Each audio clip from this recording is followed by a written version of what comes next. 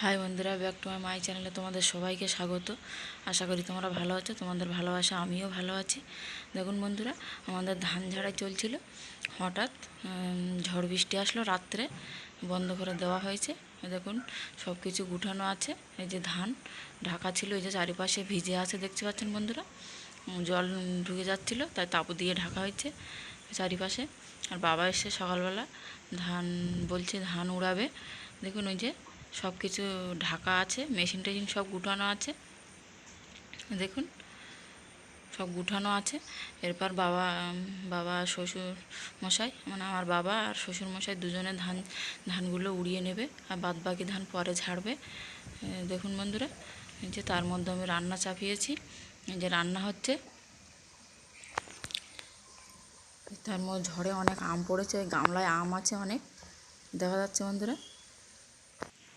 দেখুন দুই বাবা ধান উড়াচ্ছে, ওরা ধানগুলো উড়িয়ে বস্তা ভরে রেখে দেবে। চারিপাশে মেঘলা করে আছে, ওই দেখুন, ওই জন্য বলছে ধানগুলো উড়িয়ে গুছিয়ে রাখি, তারপর বাদ বাকি ধান ওগুলো যদি রৌদ্র বেরোয় তবে ঝাড়া হবে। এখন এইগুলো গুছিয়ে নিয়ে বস্তায় ভরে রেখে দিতে হবে, বস্তায় ভরে রাখবে বন্ধুরা।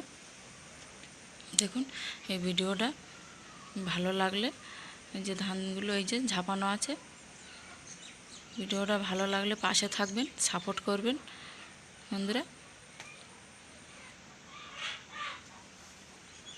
দেখুন গামলায় করে উড়ানো হচ্ছে, বাবা পারে না, শ্বশুরমশাই হাত কাঁপছে, নার্ভের সমস্যা আছে, তবু করতে হচ্ছে, কিছু করার নেই।